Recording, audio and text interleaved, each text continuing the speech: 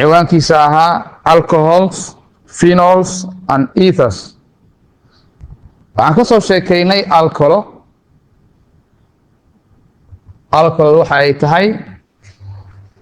waxaan ka soo hadalnay alcohol oo aan ka soo sheegnay xog badan waxay tahay alcoholada, waxa loo isticmaalo, physical iyo chemical propertieska alcoholka ay leedahay.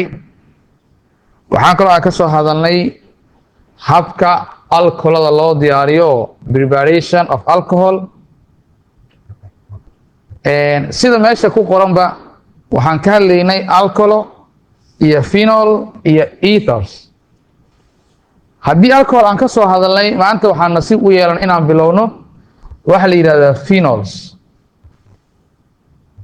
gabagabada cashirka arday walba ee fasalka fadhiya waa inuu yaqaanaa waxa la yidhahdaa phenols, phenol propertieska ay leedahay, either physical or chemical nomenclature of phenols, sida loo magacaabo, iyo preparation of phenols ayaan rabnaa in arday walba ee fasalka fadhiya uu yaqaano goorta aan dhammayno cashirkeenna kaasoo aan kaga hadlayna phenols.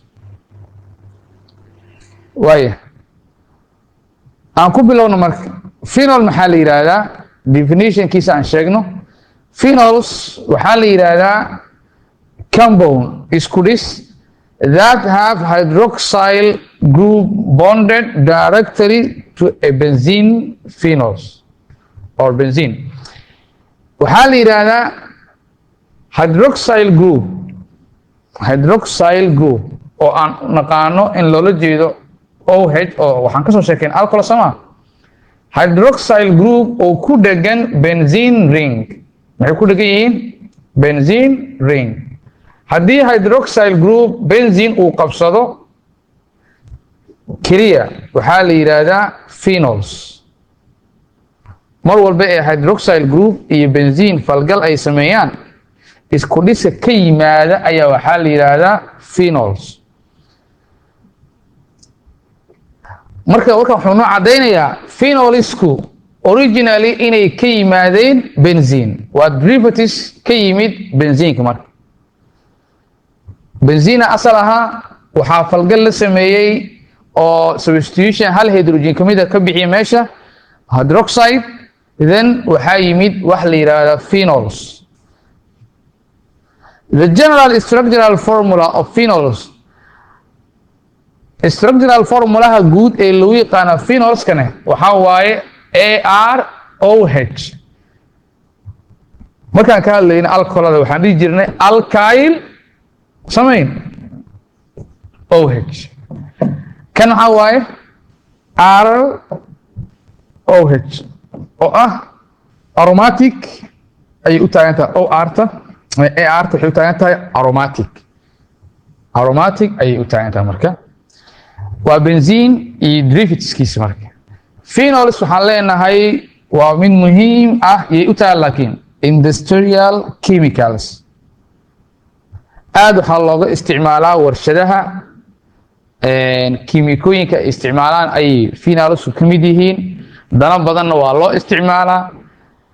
isku dhisyo badan oo phenols ah oo example noogu filan waa kana. kolba hydroxide groupka ee phenolka position ayuu ku dhegan yahay. positionka uu ku dhegan yahayna wuxuu u keenayaa inuu qaato properties gaara iyo magac gaar ah. marka sawiradu waa kuwaana. all waa kind of phenols. mid walbana wuxuu leeyahay own properties oo u gaar uu leeyahay oo la rabo in lagu daraaseeyo. waaya classification of phenols, ablaablaynta phenolska. phenolska laftiisu inaan ablaablayno oo aan kolba nooc ka dhigno, inta noocee phenolska ay noqon karaan aan ogaano, si cilmi guud aan uga qaadano. depending on the number of hydroxyl attack, phenol can be classified into 3 types.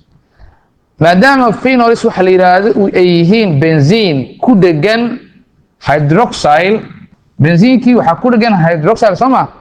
hydroxyl alcohol markaan joogno waa soo qaybinay annagoo u fiirinayno according to their hydroxyl group.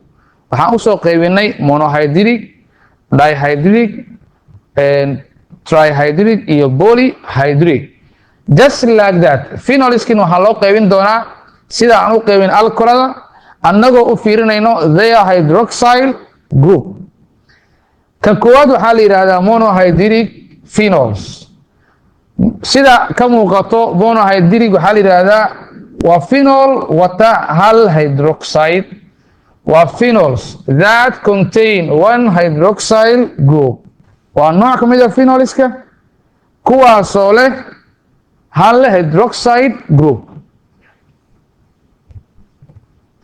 okay, waa kana marka sawir. phenolskan wuxuu wataa hal hydroxyl, kan wuxuu wataa hal hydroxyl, kan wuxuu wataa hal hydroxyl. waxyaabaha kale way qabsan karaan, laakiin aniga basic aan raadin waxa waaye in isku dhiska phenolka uu leeyahay hal hydroxyl, hal hydroxyl, hydroxyl. kuwa nooca maxaa la yidhahdaa marka monohydric phenols. marka monohydric saddexdan tusaale noogu filan. dihydric phenolska marka phenolska ay qaataan ama ay leeyihiin laba hydroxide ayaa la yidhahdaa dihydric. waa phenols kuwaasoo sita ama leh maxay leeyihiin two hydroxyl group ay leeyihiin. okay, egg okay.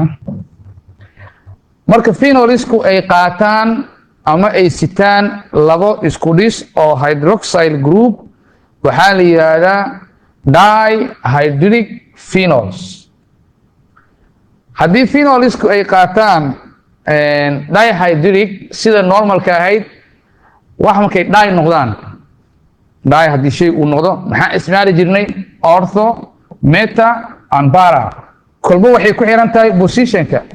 positionka nooca maxaa la yidhahdaa ortho, nooca maxaa la yidhahdaa 1 iyo 3, meta 1 iyo 4 waxaa la yidhahdaa para.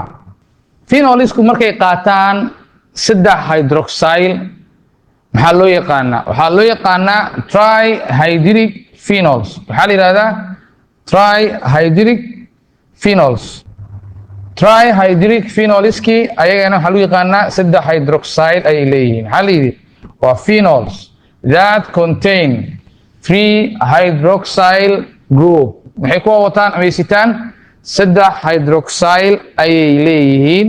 nomenclature of phenols. phenolska see loo magacaabaa, see loo sheegayaa markii la rabaa inaan ka hadalno magacaabistooda qaabkee baan u magacaabeynaa.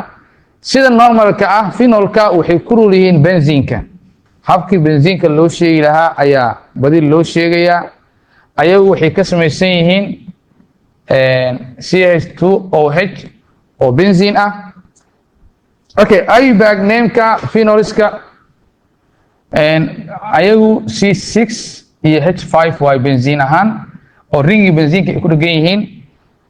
IUPAC nameka la siinay ayaga mar walba phenolska markii la rabo in la magacaabo waxaa qasaba waxyaabaha substituent-ga ee ayaga ku dhegan in la ogaado. sababtoo ayaga original waxay ka yimaadeen benziin ayay ka yimaadeen. waxaa loo magacaabaya marka barantiga benziinka la tirina, habka benziinkana loo sheegaa.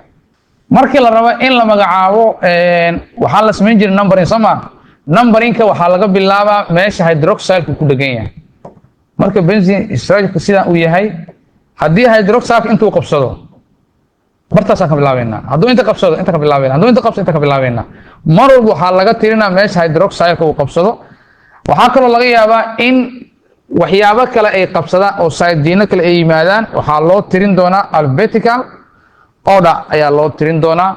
sida u kala horeeyaan alphabetically ethyl iyo chlorine, methyl, habka ay u kala hormaraan alphabetically. physical propertieska phenols uu leeyahay maxaa lagu yaqaanaa? phenolska astaamaha muuqaaleed ee u gaarka ah ee uu leeyahay waxaa ka mid ah phenolska asaga mar walba wuxuu ku sifan yahay ama uu ku qaab yahay alcoholada. alcohol ayuu ku sifan yahay. physical propertieska uu leeyahay strongly influenced by hydroxyl group. astaamaha muuqaaleed uu leeyahay waxaa badi saameeya ama dardargeliya hydroxyl groupka oo means just like alcohol ayuu u shaqeynayaa. marka phenolska biyaha falgal ayuu la sameeyaa oo waxaa weeyaan water laughing.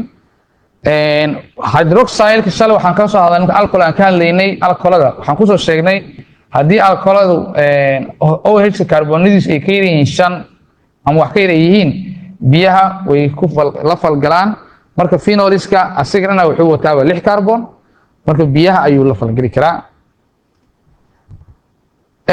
phenoliska markii laga hadlaayo melting point iyo boiling point waxaa leeyahay higher weeyaan oo dhalaalkiisa ama karkarkiisu waa wax aad u sareeya sida normalka haddii mar walba ay sii kulaadaan waxaa sii fudaan doona solubility biyaha ay ku milmayaan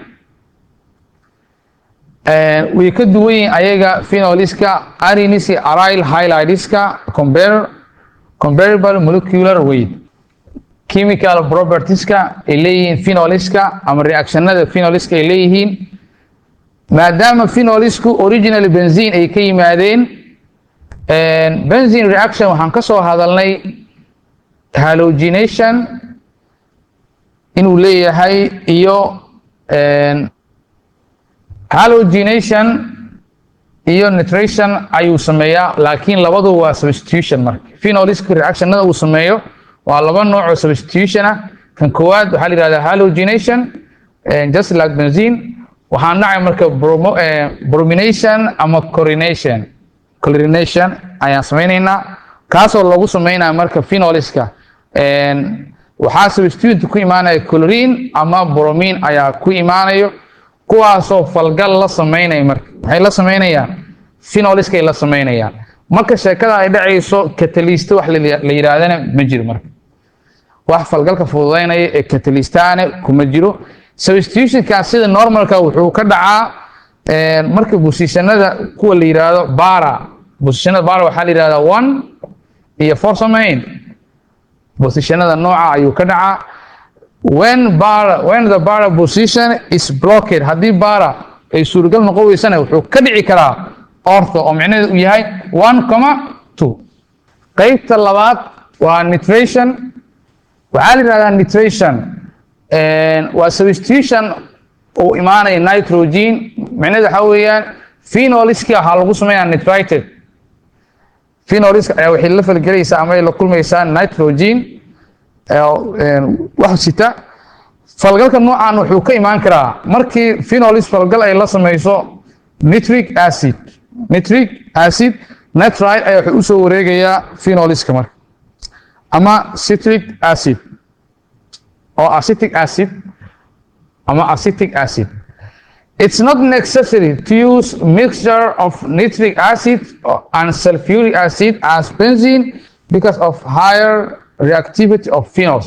Looma baahan doono catalyste oo nitric acid ama sulfuric acid sida benziinka oo kale maxaa sababay waxaa leeyahay phenolisku ayaga ayaa activity-gooda aad u sareeya oo reactivity-gu ku wanaagsan yihiin wayna kaga habboon yihiin benziinka. Uses of phenol maxaa loo isticmaalaa marka phenol just waxyaabo badan loo isticmaalaa waxyaabo badan wuxuu kaga mid yahay qolihii hore waxaan ku soo koobaynaa isticmaalka phenoliska in laga sameeyo waxyaabaha qaar sida dawada la yiraahdo aspirinka dyeska oo waxyaabaha lagu midabeeyo oo rinji iyo color loo isticmaalo iyo plasticska phenoliska waxaa kaloo loo isticmaalaa sida badan in jeermisyada loogu dilo qalabyada qaliimada lagu sameeyo qalabka isbitaalada isticmaalaan in jeermiska looga dilo phenoliska waxaa kaloo laga sameeyaa walxaha udgana waa laga sameeyaa sida cadarada oo kale ama barfuunada exercise maxaa la yiraahdaa phenol ablablay phenolka waxaad caddaysaa nomenclature of phenol short note ka samee marka physical properties phenolku leeyahay chemicalka iyo useska kadib macalinkaaga u gudbi arday cashirkeeni maanta kaasoo aan kaga hadlaynay phenol oo dhammaystiran halka ayuu ku egyahay ardayay aqoontu waa sidii ilays waa sida aroortiyo ogta waa barkee